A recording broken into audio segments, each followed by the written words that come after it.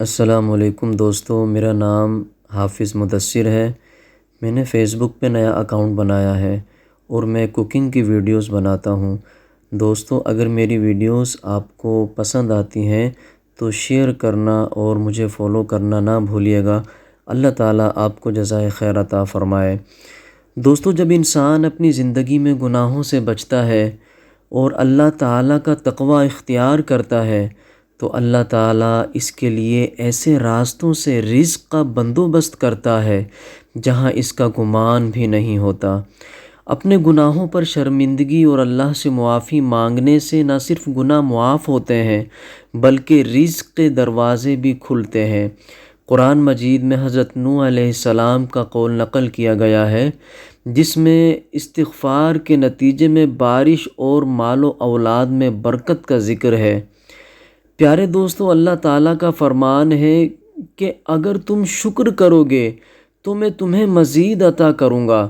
جو کچھ ملا ہے اس پر راضی رہنا اور زباں پر شکر کے کلمات رکھنا برکت کا بہت بڑا ذریعہ ہے۔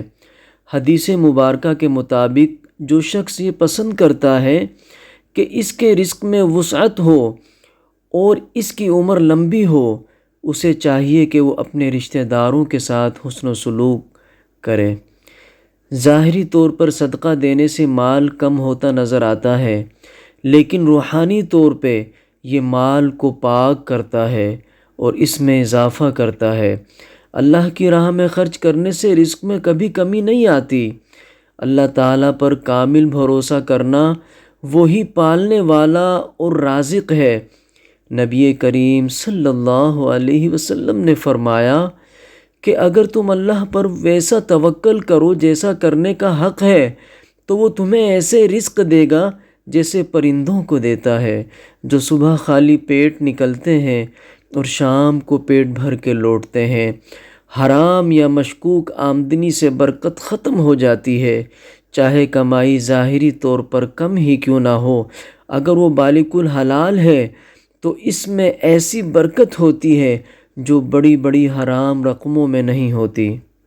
نبی کریم صلی اللہ علیہ وسلم نے صبح کے وقت کام کاج کرنے والوں کے لیے برکت کی خاص دعا فرمائی ہے۔ رسول اللہ صلی اللہ علیہ وسلم نے فرمایا، اے اللہ میری امت کے لیے اس کے صبح کے وقت میں برکت عطا فرما۔ یہی وجہ ہے کہ صبح جلدی اٹھ کر اپنے رزق کی تلاش میں نکلنا برکت کا ایک بڑا ذریعہ ہے۔ کاروبار اور تجارت میں برکت کے لیے سچائی کو بنیاد شرط قرار دیا گیا ہے۔ نبی کریم صلی اللہ علیہ وسلم نے فرمایا، خرید و فروخت کرنے والے جب تک ایک دوسرے سے جدا نہ ہوں انہیں سودا منسوخ کرنے کا اختیار ہے، پس اگر انہوں نے سچ بولا اور عیب کو واضح کر دیا تو ان کی خرید و فروخت میں برکت ڈال دی جاتی ہے، اور اگر انہوں نے جھوٹ بولا اور عیب کو چھپایا تو ان کی خرید و فروخت کی برکت مٹا دی جاتی ہے۔